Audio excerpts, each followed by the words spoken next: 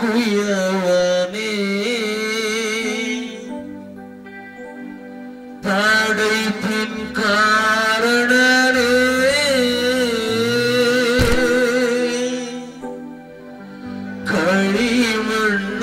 களிமண்ணான என்னையுமே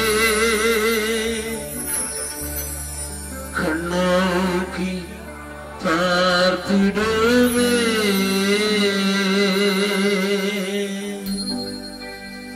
குயவனே குயவனே படைப்பின் காரணனே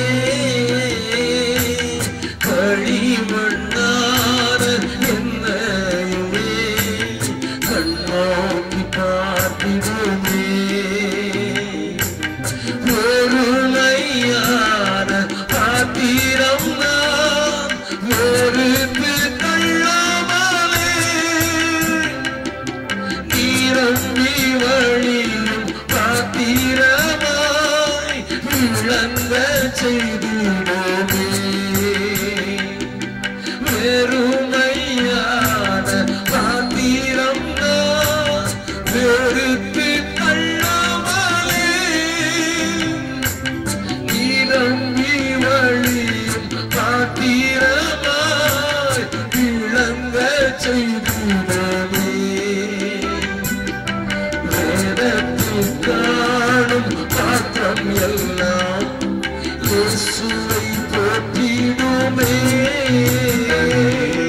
என்னையும் அவ்வீர பாத்திரமாய் உடைந்து கொள்ளுமே குயவனே குயவனே படைப்பின் காரணனே களிமண்ணான என்னையுமே கண்ணோக்கி பார்த்திடுமே குயவனே குயவனே படைப்பின் காரணனே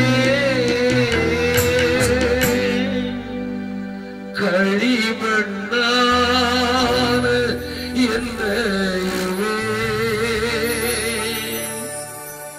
கண்ணோக்கி பார்த்திடுமே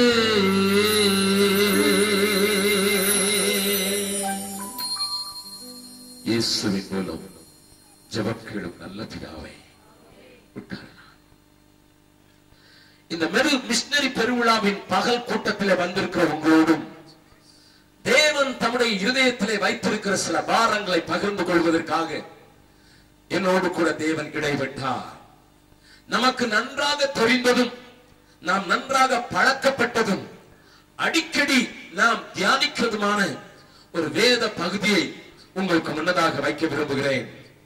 லூக்கா எழுதின சுவிசேஷம் 10வது அதிகாரம் 25வது வசனத்தில் இருந்து 37வது வசனம் வரை அடங்கியுள்ள நல்ல சமாரியன் ஓமை நின்று இந்த கால வேளையிலே தேவன் நம்மோடு கூட பேசுவாராக. இந்த ஓமையை குறித்து அநேக நேரங்களிலே நாம் தவறாக புரிந்து கொள்வதற்கான வாய்ப்புகள் ஏராளமாக உண்டு. அதை தவறு என்று நான் சொல்வதை காட்டிலும் வித்தியாசமான வியாக்கியானங்களோடு கூட இந்த ஓமையை நாம் பார்த்து அநேக நேரங்களில் நம்முடைய பொறுப்பை மறந்துவிட்டோம் என்று சொல்லுவேன். இயேசு கிறிஸ்து நல்ல சமாரியனாக வந்து உதவி செய்கிறார் என்று நாம் அதை அடிக்கடி கேட்டபடியினாலே அந்த ஓமைக்கு உள்ளாக ஆண்டவர் உங்களுக்கும் எனக்கும் வைத்திருக்கிற ஒரு பெரிய செய்தியை மறந்து விடுவோமோ என்கிற பயம் எனக்கு எப்பொழுதும் உண்டு. ஆண்டவர் இந்த நல்ல சமாரியன் ஓமையை சொல்லும் போது அதை தான் சமாரியன் என்று விளக்குவதற்காக சொல்லவில்லை என்றாலும் நல்ல சமாரியன் இயேசு என்னை தேடி வந்தாரே என்று பாடும்போது அது நமக்கு இதமாக இருக்கிறது. அதை நான் தவறு என்று சொல்லவில்லை, அது ஒரு பகுதி மாத்திரம்தான். ஆனால் அந்த காரியம் அழுத்தி சொல்லும் போது இங்கே எனக்கும் உங்களுக்கும் கொடுக்கப்பட்டிருக்கிற பொறுப்பை நாம் மறந்து விடுவதற்கு வாய்ப்பு உண்டு என்று சொல்லி இதை கொஞ்சம் விளக்கமாக பேச விரும்புகிறேன். வாசிக்கலாம். 25வது வசனத்தில் இருந்து வாசிக்கலாம். அப்பொழுது நியாயசாஸ்திரி ஒருவன் எழுந்திருந்து அவரை சோதிக்கும்படி போதகரே நித்திய ஜீவனை சுதந்தரித்துக் கொள்ளும்படிக்கு நான் என்ன செய்ய வேண்டும் என்று கேட்டார். கேள்வியை கவனியுங்கள். இயேசுவிடத்திலே நியாயசாஸ்திரி ஒருவன் வருகிறான். அவன் வந்து அவனுடைய பிரதானமான கேள்வி, முக்கியமான கேள்வி, வாழ்க்கைக்கு தேவையான ஒரு கேள்வி, நித்திய ஜீவனை சுதந்தரித்துக் கொள்ளும்படி நான் என்ன செய்ய வேண்டும்? நன்றாய் கவனிங்கள். இந்த கேள்விக்குத்தான் ஆண்டவர் பதில் சொல்லுகிறார். இந்த கேள்வியின் அடிப்படையில் தான் இந்த ஓமை பிறக்கிறது. அப்பொழுது ஆண்டவர் என்ன சொல்கிறார்? அதற்கு அவர் நியாயப்பிரமாணத்தில் என்ன எழுதியிருக்கிறது? நீ வாசித்திருக்கிறது என்ன என்றார். அவன் பிரதியுத்தரமாக தேவனாகிய கர்த்தரிடத்தில் முழு இருதயத்தோடும் உன் முழு ஆத்துமாவோடும் உன் முழு பலத்தோடும் உன் முழு சிந்தையோடும் அன்பு கூர்ந்து உன்னிடத்தில் அன்பு கூறுவது போல பிறனிடத்திலும் அன்பு கூறுவாயாக எழுதியிருக்கிறது என்று சொன்னார். நன்றாய் கவனியுங்கள். அழகான ஒரு வார்த்தையை அருமையாக அவனே சொல்லுகிறான். நியாயப்பிரமாணத்தினுடைய அனைத்தையும் உள்ளடக்கினவனாக, புரிந்து கொண்டவனாக சொல்லுகிறான். மோசேயினுடைய நியாயப்பிரமாணத்திலே ஒவ்வொரு மனிதனுக்கும் 600 கட்டளைகள் கொடுக்கப்பட்டிருக்கிறது. நாம் அதைத்தான் சுருக்கி 10 கட்டளைகள் என்று நாம் சொல்லுகிறோம். ஆண்டவர் 10 கட்டளைகளை கொடுத்தார் என்று. 10 கட்டளைகள் என்று சொல்லும் போது அவரிடத்துல 2 பலகைகளை ஆண்டவர் இழைத்து கொடுத்தார் என்று, சீனாய் மலையிலே அதை ஆண்டவரிடத்திலிருந்து அவனே பெற்றான் என்றும் வேதம் நமக்கு சொல்லுகிறது. இதை நீங்கள் அறிந்திருக்கிறீர்கள். மோசேயினுடைய படத்தை பார்க்கும்போது 2 கைகளிலே கற்பலகைகளை தாங்கி வருகிற அந்த மோசேயின் முகம் பிரகாசிப்பதையும் மலையின் மேல் இருந்து இறங்கி வருகிறதையும் நாம் படங்களிலே பார்க்கிறோம். இந்த 2 கற்பலகைகளிலும் எழுதப்பட்ட அந்த 10 கட்டளைகள் ஆண்டவராலே அவருடைய விரலினாலே எழுதப்பட்ட வார்த்தைகள் என்று நமக்கு வேதம் சொல்லுகிறது. அது உண்மையும் கூட. அந்த உண்மையை புரிந்து கொண்ட நாம் இந்த 2ஐயும் சரியாக புரிந்து கொண்டோமா என்பது நமக்கு ஒருவேளை சந்தேகம்தான். முதல் கற்பலகையில முதல் 1 கற்பனைகளையும் 5 10 கற்பனைகளை 2வது கற்பனையிலையும் ஆண்டவர் எழுதி கொடுத்தார். ஆகையினால் தான் மோசே இறங்கி வரும்போது 2 கற்பனைகளோடு இறங்கி வருகிறார். ஆனால் அது அல்லாமல் மோசேக்கு ஆண்டவர் கற்பித்த நியாயப்பிரமாணத்தின் வார்த்தைகள் 600. There are 600 commands. மாட்டை என்ன செய்ய வேண்டும், ஆட்டை என்ன செய்ய வேண்டும், பலி எப்படி செலுத்த வேண்டும், அயலானை எப்படி செய்ய வேண்டும், கொலை செய்தவனுக்கு என்ன செய்ய வேண்டும், திடீரென்று ஒருவனுடைய ஆடு காணாமல் போய்விட்டால், மாடு காணாமல் போயிட்டால் எப்படி எல்லாம் செய்ய வேண்டும், ஒரு பிள்ளை பிறக்கும் போது பிரசவ ஸ்திரீக்கு என்ன செய்ய வேண்டும், கற்பழிக்கப்படும் போது என்ன செய்ய வேண்டும் என்று சமுதாயத்தின் அனைத்து காரியங்களையும் ஆண்டவர் விளக்கமாக, தீர்க்கமாக, காணிக்கை எப்படி செலுத்த வேண்டும் என்பதெல்லாம் கொடுத்து பேசின கற்பனைகள் வேத புஸ்தகத்தில் 600. இந்த 600ஐ உள்ளடக்கித்தான் ஆண்டவர் 10 கற்பனையாக மாற்றி மோசேயின் கையில் எழுதி கொடுத்தார். அதையும் 2 பலகையாக எழுதி கொடுத்தார். இந்த 2ஐயும் நீங்கள் உற்று நோக்கினால் ஒரு காரியம் தெளிவாக தெரியும். என்ன? உன் தேவனாகிய கர்த்தரிடத்தில் உன் முழு பலத்தோடும், உன் முழு ஆத்மாவோடும், உன் முழு சிந்தையோடும் அன்பு கூறுவாயாக.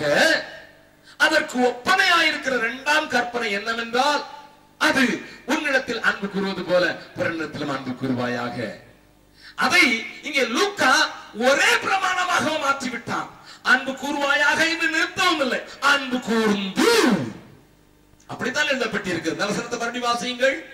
உன் தேவனாகிய கர்த்தரிடத்தில் உன் முழு இதயத்தோடும், உன் முழு ஆத்துமாவோடும், உன் முழு பலத்தோடும், உன் முழு சிந்தையோடும் அன்பு கூர்ந்து உன்னிடத்தில் அன்பு கூறுவது போல கூறுவாயாக என்று எழுதியிருக்கிறது. அதற்கு இயேசு என்ன சொல்லுகிறார்? 28வது வசனம், அவர் அவனை நோக்கி நிதானமாய் உத்தரவு சொன்னாய், அப்படியே செய் அப்பொழுது பிழைப்பாய் என்றார். ஆண்டவர் தெளிவாக சொல்லுகிறார், நீ கேட்ட கேள்வி நித்திய ஜீவனை சுதந்திரித்துக் கொள்வதற்கு இதன்படி செய். என்ன செய்? முழு பலத்தோடும், முழு சிந்தையோடும், முழு ஆத்மாவோடும் உன் தேவனாய கர்த்தரிடத்தில் அன்பு கூர்ந்து உன்னை போல் பிறனையும் நேசித்து விடு. இது உன்னை நித்திய ஜீவனுக்கு நேராக வழி நடத்தும். கரங்களை தட்டி ஆண்டவரை மகிமைப்படுத்தலாமா? ஆண்டவருடைய கட்டளைகள் பாரமானவைகள் அல்ல என்று வேதம் நமக்கு சொல்கிறது. கவனிங்க, இப்பொழுது நியாயசாஸ்திரியுடைய எண்ணத்திலே உண்டாகிற ஒரு பெரிய காரியம் என்ன? அடுத்த வசனத்தை வாசிக்கலாம். அவன் தன்னை நீதிமான் என்று காண்பிக்க மனதாய் இயேசுவை நோக்கி, அங்கதான் டேஞ்சர் வந்துச்சு. There comes the danger. அங்கதான் டேஞ்சர் வந்துச்சு. அவனுடைய பதிலே டேஞ்சர் இல்லை, அறிவிலே டேஞ்சர் இல்லை. நன்றாக கவனிங்கள். அறிந்த அறிவு சரியானது. நியாயப்பிரமாணம் 600 உண்டே என்று அவன் சொல்லவில்லை. 600ஐயும் நான் எப்படி ஃபாலோ பண்ணுவது என்று கேட்கவில்லை. ரத்தின சுருக்கமாக சொல்லிவிட்டான். ஆண்டவரும் சொன்னார், நிதானமாய் பதில் சொன்னாய். அவசரப்பட்டு சொல்லவில்லை, நிதானித்து சொல்லி இருக்கிறார். அப்படியே செய், நீ பிழைப்பாய் என்று அவனுக்கு ஆண்டவர் அஷூரன்ஸும் கொடுத்தார். அதிலே அவன் திருப்தியாகவில்லை. என்ன சொல்கிறான்? நான் நீதிமான் என்று காண்பிக்க மனதாய். என்ன சாதாரண ஆளு நினைச்சியா? நான் என்ன சாதாரண ஆளுன்னு நினைக்கிறியா? நான் நீதிமான் காண்பிக்க மனதாய். அங்கே ஆண்டவருக்கு ஒரு கேள்வி வைக்கிறான், எனக்கு பிறன் யார்? நன்றாய் கவனிங்கள். அநேக நேரங்களிலே தேவனை விட்டு நம்மை பிரிக்கிறதற்கு நமக்குள்ள ஏற்படுகிற ஒரு பெரிய காரியம் பெருமையே. செல்ஃப் ரைச்சியஸ்னஸ் என்று சொல்வார்கள் ஆங்கில. சுயநீதியும் சுய பெருமையும் அநேக நேரங்களிலே நம்மை தேவனிடத்திலிருந்து பிரித்து நித்திய ஜீவனை பெற்றுக் கொள்ள முடியாதபடி நம்மை மாற்றி விடுகிறது. அப்பொழுது ஆண்டவர் அவனுக்கு இந்த ஓமையை எதற்காக சொல்லுகிறார்? உனக்காக வாழ்ந்து கொண்டிருந்தான் நீதிமான் என்று நினைத்துக் கொண்டிருக்கிறாய் மகனே. அப்படி அல்ல, நீ அறிய வேண்டியதை உனக்கு காண்பிக்கிறேன் என்று சொல்லி ஆண்டவர் கதை வடிவாக ஓமை வாயிலாக இந்த கதையை சொல்கிறார். சொன்ன பின்னதாக என்ன சொல்கிறார் என்பதை பார்க்கலாம். வாசிக்கலாம். கடைசி 37வது வசனத்தை வாசிக்கலாம். அதற்கு அவன் அவனுக்கு இரக்கம் செய்தவனே என்றான். அப்பொழுது இயேசு அவனை நோக்கி நீயும் போய் அந்தபடி செய் என்றார். அந்தபடியே செய். நல்லா கவனிங்க, வார்த்தைகளை கொஞ்சம் தெளிவாக நாம் அக்கு வேறாக ஆணி வேறாக பிரிக்க கற்றுக்கொள்ளாததினால் தான் இன்றைக்கு வசனத்தை குறித்து தெளிவில்லாமல் நாம் அங்கும் இங்கும் அநேக நேரங்களிலே ஓடிவிடுகிறோம். ஆண்டவர் தன்னை நீதிமான் என்று காண்பிக்க விரும்பி எனக்கு பிறன் யார் என்று சொல்லும் என்று கேட்ட கேள்விக்கு இப்படியே செய் என்று சொல்லி 3 பேரை முன்னதாக நிறுத்தி அதுல ஒரு மனிதனை தெரிந்து கொள்ளும்படியாக மாற்றிவிட்டார். Follow that man. இவன் செய்தபடி செய். Then உன் பெருமை அழிஞ்சு போகும். உன்னுடைய நோக்கம் புரிந்து கொள்ளும். நீ எதற்காக நியாயப்பிரமாணத்தை உடையவனாக தேவனிடத்தில் அன்பு கூறுவாய் என்பதை விளங்க பண்ணுவதற்கு இந்த மனிதனை ஃபாலோ பண்ணு, இந்த 2 மனிதர்களை பின்பற்றி விடாதே என்று சொல்லி அங்கே ஆண்டவர் சொல்கிறார். அங்கே காணப்படுகிற 4 கதாபாத்திரங்கள் உங்களுக்கு தெரியும். ஆனால்